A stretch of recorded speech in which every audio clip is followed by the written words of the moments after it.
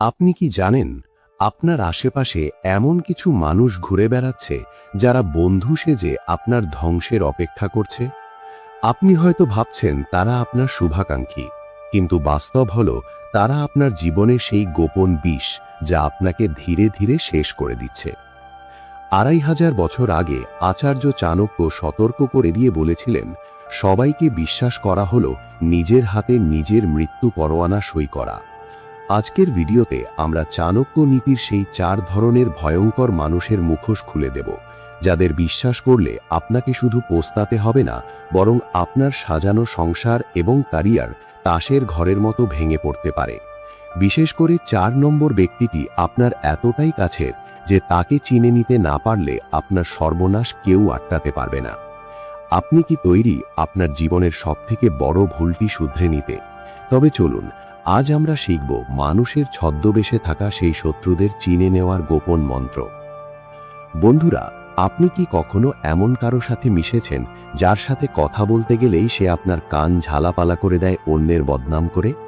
চাণক্য এই ধরনের মানুষকে বলতেন পরনিন্দুক। এরা দেখতে সাধারণ মানুষের মতো হলেও এদের স্বভাব অনেকটা মাছি বা কীটের মতো।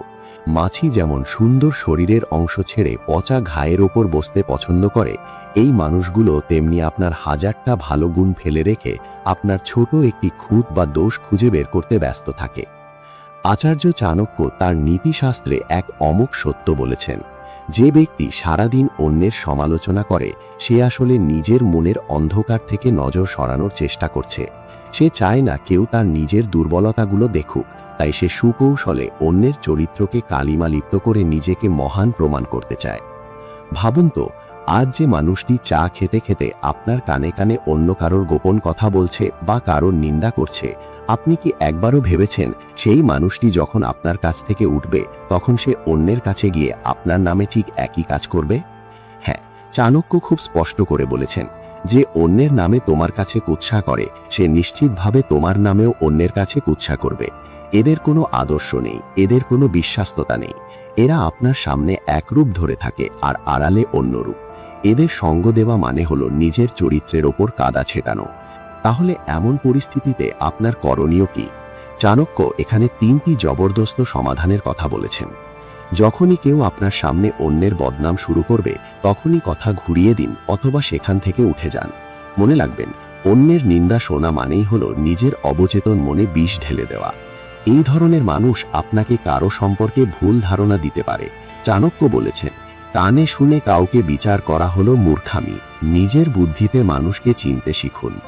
এদের সাথে তর্কে যাবেন না, কারণ তর্কে জেলে এরা আপনাকে আরও বেশি নোংরায় টানবে। এদের থেকে ১০০ হাত দূরে থাকাই হলো আসল শ্রেষ্ঠত্ব।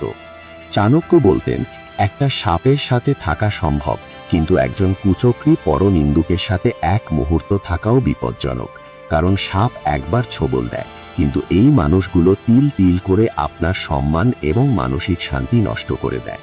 বন্ধুরা, প্রথম সারির মানুষগুলোকে তো চেনা সহজ, কিন্তু এবার চাণক্য এমন একজনের কথা বলছেন যাকে আপনি হয়তো আপনার জীবনের সবথেকে বড় ভরসা মনে করেন, কিন্তু তার আসল উদ্দেশ্য শুনলে আপনার পায়ের তলা থেকে মাটি সরে যাবে।